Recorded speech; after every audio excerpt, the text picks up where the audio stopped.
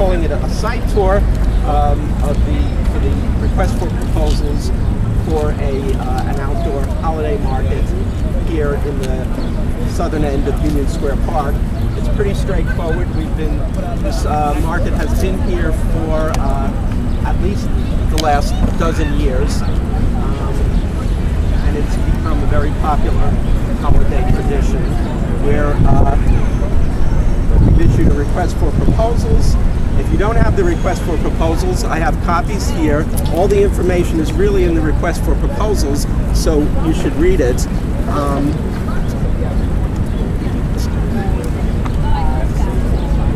Sure. Take it. Thank you.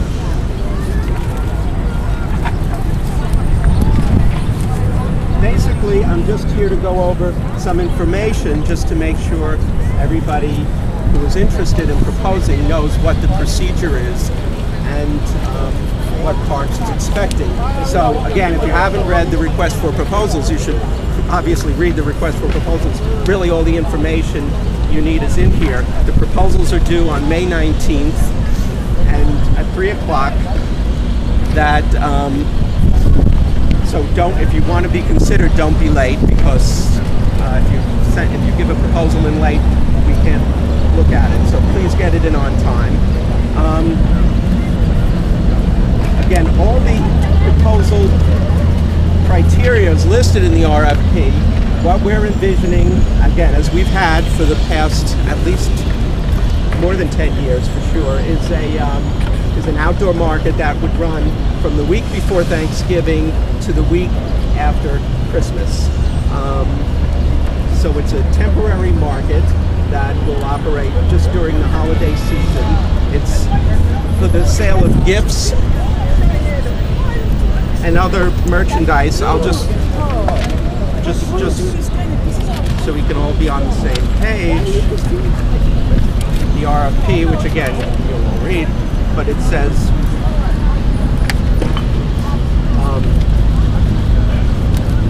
for the sale of handmade wares by skilled artisans, focusing on handcrafted items, art, unique gifts, and finely crafted jewelry. So those are the kind of merchandise vendors we're looking for. What we expect people to do is offer a proposal. This is a request for proposal. The proposals are rated based on the criteria that's listed in the RFP, which are the planned operations, the operating experience of the proposer, financial capability, and fee offered to the city. And again, the city selects the best overall proposal for the market. Very important to us is the ambiance, the look, all the layout, the designs, all of that are all subject to Parks approval. Do you have anything to add? I think it's spelled out pretty clearly in the RFP, but obviously any designs will have to be approved by Parks and any other relevant agencies. So putting together your proposal, make sure that you figure in all the necessary approvals that you're going to have for the design. How many awards? How many can you take? It's just one. It's for one operator for a market to be on the paved site. That's right. And manage all of the booths. I see. Right. I understand that. It's not several individuals. One operator. I see. Is there a site plan that's available since now that the construction is finished for the most part? You can check. I don't know. Do you know if there's a site plan? Parks maintains a map file that has all of the drawings that Parks have of their existing properties.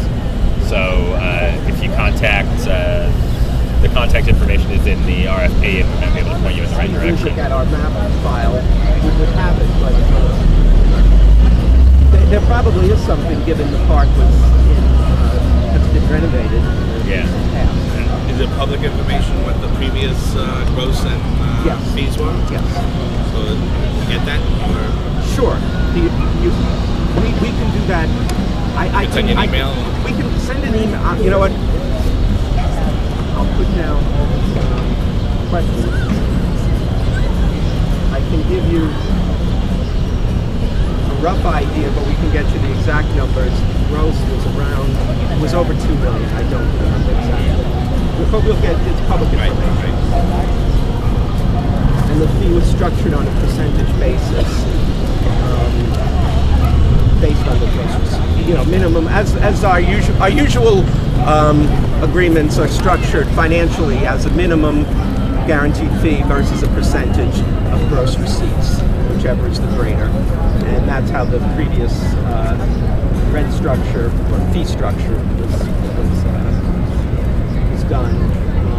And again, the gross, I believe 2.1 million, somewhere in that category. But we get the exact numbers, okay? And the number of exhibitors, that would be part of it, right? The number of exhibitors.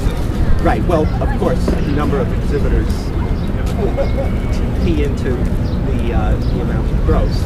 So that's something you have to decide on your site plan, how many exhibitors you can have. Again, taking into consideration, you know, the logistics of the market and being careful not to block subway access or pedestrian access. How many different vendors have there been? Has it been a standard amount or varied from year to year? It could vary, but it's somewhere in the neighborhood. I think maximum it's about 100 vendors. But again, the park has been under construction for several years, so that number has really changed depending on the availability of the park, space of the park. Exactly. And the Green Market still operates? The Green Market still operates 4 days a week. The Green Market is in the northern end of the plaza. Northern end of the park in the plaza. And it operates 4 days a week, and it operates year-round. So the Green Market will be operating during the period of the outdoor holiday market. And one of the things, if you read the request for proposals, we asked proposers not to sell merchandise that would mirror the kind of merchandise they sell at the Green Market. Is food permitted at all? Food is permitted, but not, again, nothing that conflicts with the Green Market. So some kind of perhaps packaged food as opposed to, you know, live produce. Is that a change from past procedures? Because I know that they had past apple cider vendors and other baked good vendors that would have been similar to some in the Green Market. Is that going to be a difference, or is it basically the same approach as in past years? They've had apple cider vendors here. Yeah. And I know baked goods, and I believe hot chocolate. Yeah. Well, hot chocolate, something like that, apple cider, hot chocolate. What we want to do is just provide an amenity to Right. So somebody wants to have. So a snack food is really kind of okay. You know, if we don't want, this is not a food market, so it's a booth or a couple of booths that have some just Right. kind of More like snack use food, as an so amenity. people can get a drink or a cup of coffee or some refreshment while they're going touring the market is okay. But what we really don't want to see replicated is the produce from the Green Market. Are all of the space limitations that are for the park in the RFP, such as fire lanes and amount of No, distance we you would wanted? expect you in your site plan to, and you know, if you have any questions, we can try to work with you. But in your site plan, you should address all that, how you're going to keep the access lanes open, make sure that the subway, you know, that you don't impede the subway, that there's safe and open access to the subway and to the crosswalks. And security, I assume, is all provided by the operator, correct? Security, all maintenance and security are the responsibility of the operator. Again, we can just go through the RFP quickly, but you'll see that that's pretty much all addressed. Maintenance, horticulture and landscaping, not so much. That's just standard RFP language. Snow removal, any recycling or any, obviously you have to follow all regulations regarding garbage removal and recycling. And security, we expect that there be 24-hour security because the booths will stay up, so we need 24 hours security.